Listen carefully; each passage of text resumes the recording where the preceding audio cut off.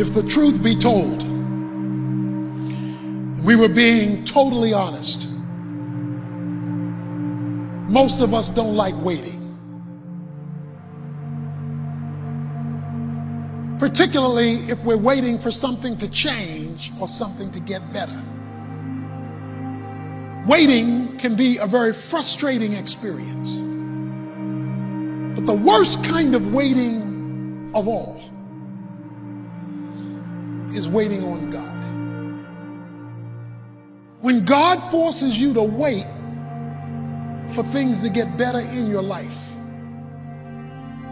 for things to improve, to change, to reverse, and nothing is happening. And yet, over and over again in the Bible, we're told to wait on the Lord. The most difficult place for you to be in life is in God's waiting room. In God's waiting room. Some of you are in God's waiting room right now. What is God's waiting room? When you're in a hurry for something to happen and God isn't. That's God's waiting room. Some of you are in a hurry to graduate. Some of you are in a hurry to get married. Some of you are in a hurry to start a family. Some of you are in a hurry to launch a new business, to close a big deal. Some of you are in a hurry for a big goal, a big dream, a big accomplishment. Some of you are in a hurry for all kinds of different things, and God isn't. And one reason we get in a hurry is we think we're falling behind. Our friend is getting married. Our coworker got promoted. The neighbors moved into a new house. We got to make things happen. We're being left out. Well, here's the key.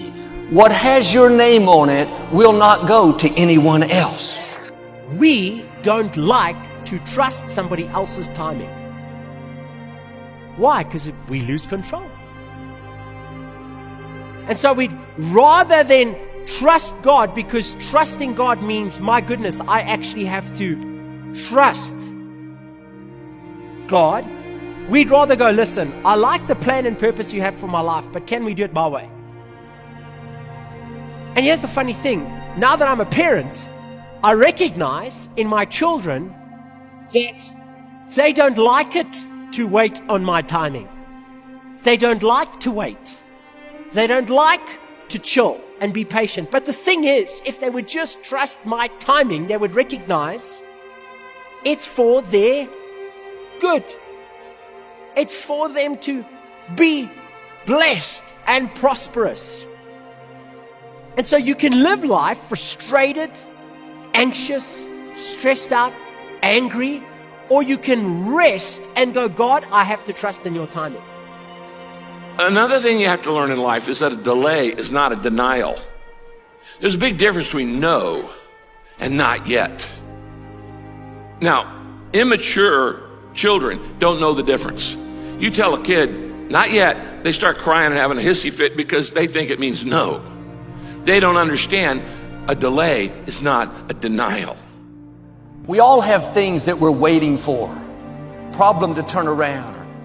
When it's taking longer than we thought, it's easy to get discouraged, to become impatient. But sometimes it's not happening because we're not prepared for what God has prepared. You need more time to grow, to develop, to gain experience.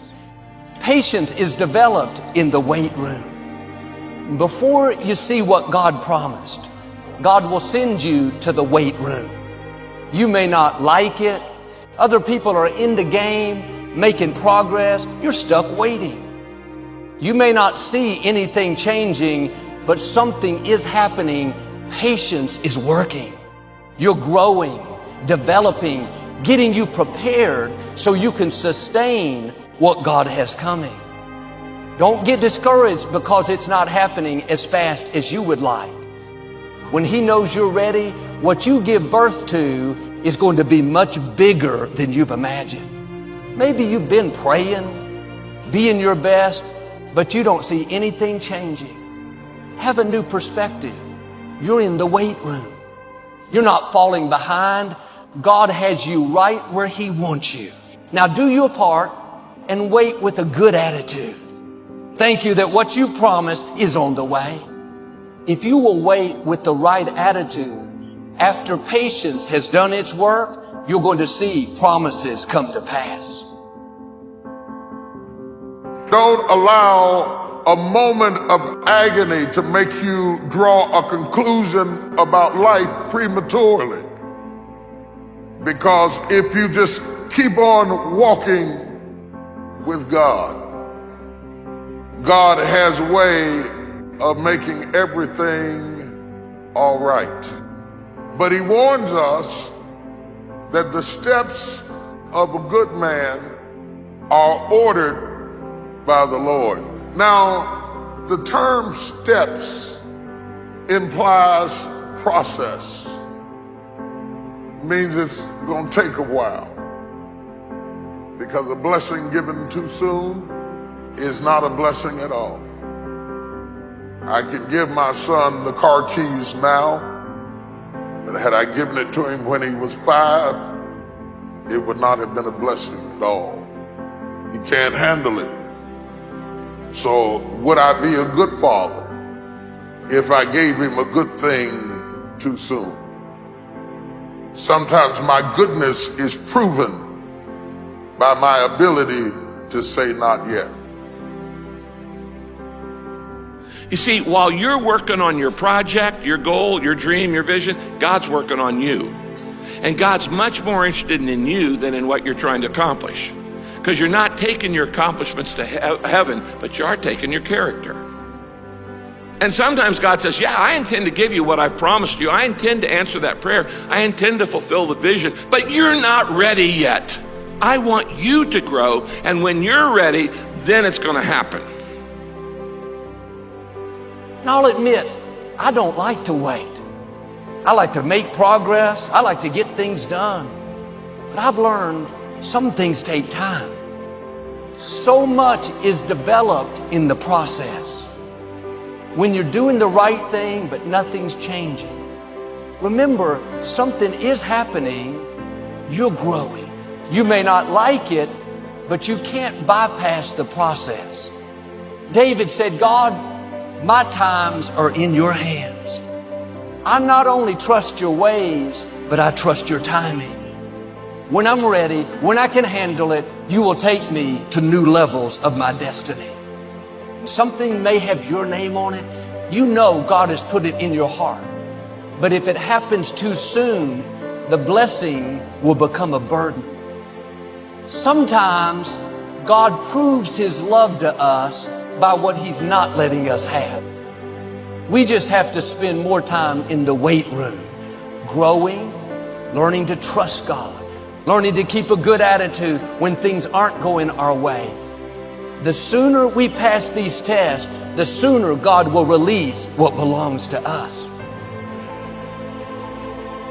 You can never lose faith. When you don't see no way how, you have to buckle down and keep believing. God is always coming. The moment you ask God for something, He boxes it up and He ships it to you. It's going to come. He just don't tell you when. But He don't tell you when the package is going to arrive. So here's the deal. He wants you to stay in faith to receive the package, because He only delivers to Faith Street. That's how it works, man. Let me tell y'all something. Being successful is not a magic trick. You just have to learn the principles of success. I am telling you, your education ain't got nothing to do with it. Now, when you gonna ask Him for it, and are you gonna wait for it to happen? Or are you gonna lose faith? Well, I guess it wasn't the Lord's will. How you know what God's will is? It all happens at an appointed time, but you have to stay in faith for the appointed time to happen for you.